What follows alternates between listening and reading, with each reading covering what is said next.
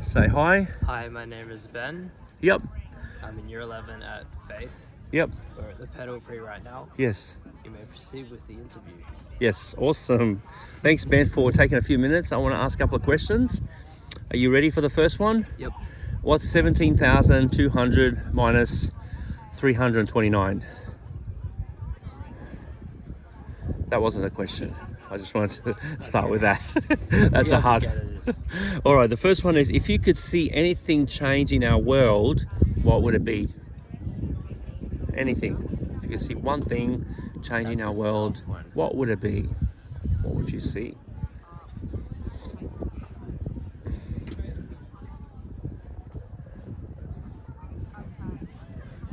What would one thing be to see change in our world?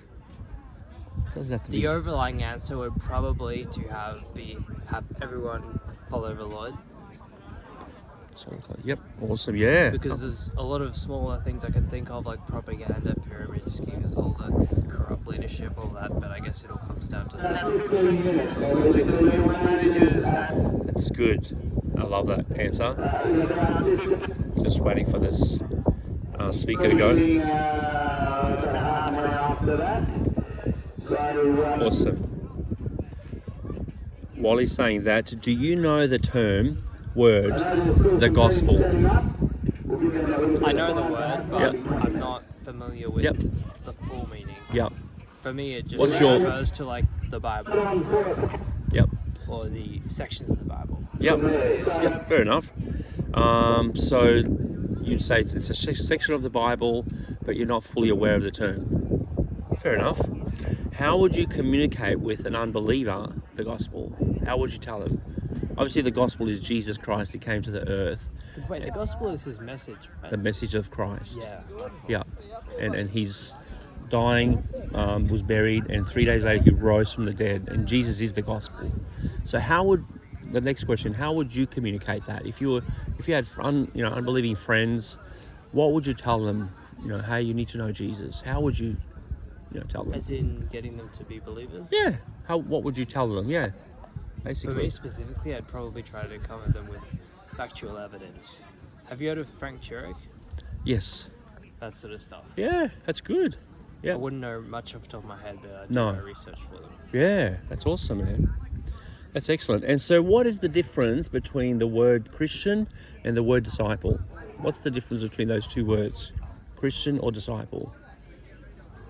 What do you think a Christian is, and what do you think a My disciple is? personal, opinion on that, or thoughts, is I think Christian means just someone believes, and disciple means they really devote their life to following him and his word.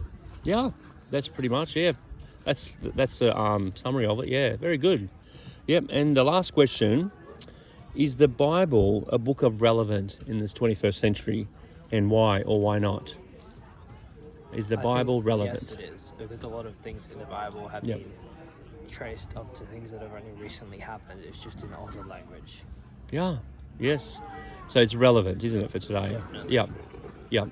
So can I just say, even a bit with what you said, the previous answer, and I'll just finish off with this video, the word Christian appears in the Bible 3 times, and it was as a mocking word towards disciples, people that live for God.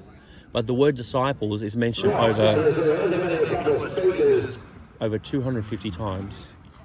And it's another word in today's relevance is another for apprentice, someone who learns by doing, learns what Jesus did, like heal the sick, cast demons, baptize, and you learn by doing, not just by knowing, by going to church and learning heaps of messages, heaps of sermons, heaps of knowledge. That is not a disciple. That's that's someone who just has a lot of knowledge and is falls in the category as actually not doing what Jesus commands us to do. So that's the word disciple is a term. Another word is an apprentice, someone who learns by doing. Thank you so much, Ben. Is there anything else you'd like to say with this short recording? Not really. Thank you so much for your time, and may your day today be blessed and be pleasure. energized. Thanks again.